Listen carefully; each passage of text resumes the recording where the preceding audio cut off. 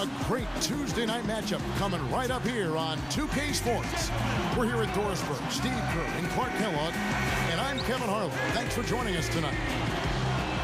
The Utah Jazz coming to this one following a loss to the Houston Rockets. And that does your confidence guys no favor. They got manhandled in that one. It wasn't pretty. It seemed like they were settling for desperation threes in that game so often.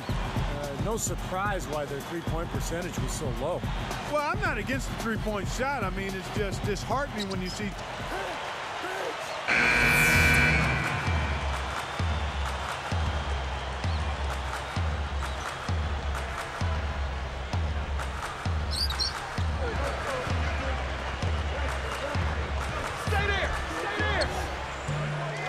And it's Miller with the rebound. Well, when you think of Miami and this is a Heat team, you immediately think of the firepower of the big three. But last season, their defense was really good. In fact, they were second in the NBA in both opponents' field goal percentage and overall rebound differential. Now let's go over to Doris Burke, who was able to talk with Tyrone Corbin. It's their first meeting with the Heat this season, and he knows what that means. A healthy dose of LeBron and Dwayne Wade. He feels they have the system, but that even so, if either of them gets hot, they have the ability to break down any kind of defense. And thank you, Doris. And Steve, more on that stat you said about the Heat. You know, they could suffocate with their D at times. Clark, you saw it firsthand. I mean, this team was terrific. Wade's got his first basket. Good field goal percentage shooting to this point. They're really knocking down their shots. Yeah, hot start offensively has them in full control here. They're in the driver's seat, no doubt. Gets it to go. Here's LeBron, coming off a stellar performance against Washington. Wade outside.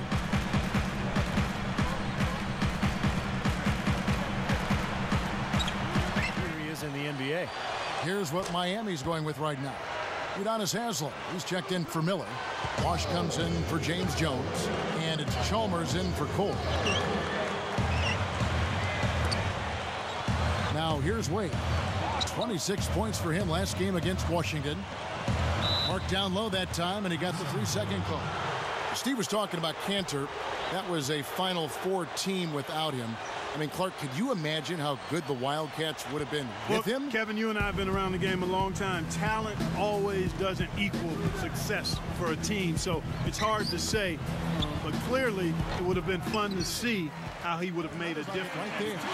This is a very steady performance offensively for him. Passes to Howard. Jazz trail by 15. Coach is liking Clark what he's seeing from his offense. And shoot, why wouldn't he? I mean, guys, they're filling it up with ease, executing, getting quality shots. I mean, this is fun to watch. Yeah, this is like a clinic out there, guys. This is exactly how you attack a defense. Move the ball, sharp cuts, really a nice pace to their offense. Bosh, the screen. Chipped. I think he baited him on that pass. Very savvy defense. Banked in off the glass in this one.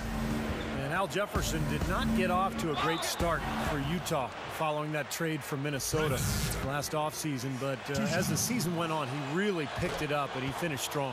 They're going back to the Heat lead by 12.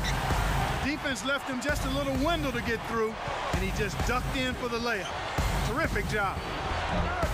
No good. And it's the Heat taking it the other way. The biggest lead of the game, 15 points. They defeated the Wizards in their last game. It's hard to put a finger on what they did best offensively, guys, because they did so many things well in that game. Yeah, they sure did. I mean, what jumped out at me most was their communication. I mean, they were really talking to each other, and everybody was doing it. They were on the same page, clearly. Boy, they are really getting chewed up inside here. I mean, that's key ball. Chalmers has got 5 now. He is not the guy you want to leave open behind the arc, guys. I mean, come on. You got to understand who you're defending. Offensive rebound. Shoot it, shoot it, shoot it. 13 points in the game. Here's Trent. Rebounded by Chalmers. And this is why they have the big lead. The rebounding has been dominant. You know, guys, the +8 rebounding, I don't think it tells the whole story. I mean, they've been the more physical team from the outset. That's been the difference, their physicality. Pulls it up. And for Mario Chalmers. C.J. Miles, he's checked in for Utah. Harris comes in for Burks. 5 on the clock. Here's LeBron, and the layup is good. LeBron. Smart call here. They'll play for one shot. That's right. Try to get the last shot of the quarter here, Steve. Millsap on him. LeBron kicks to Haslem.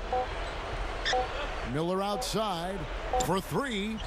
No good, trying to beat the buzzer. So as we conclude the first half, so far fairly one-sided. We'll be back momentarily.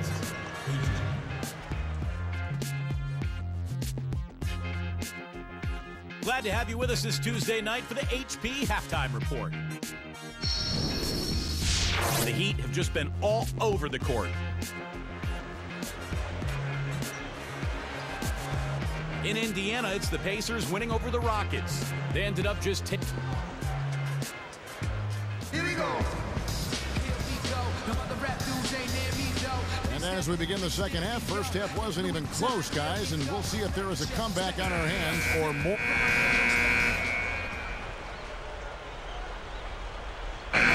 And so Miami takes this one by a big margin. You know, Clark, every team has a bad night these days. In the midst of another blowout, you were seen laughing it up on the bench at one point with one of your teammates.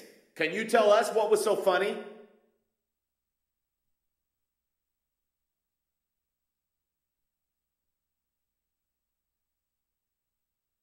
Nothing funny about it. He was just telling me that he had my back no matter what. And I told him I was glad for his support. We weren't laughing like it was some big joke. Come on, guys, give us a little more credit. No one likes losing, and nothing changed that tonight.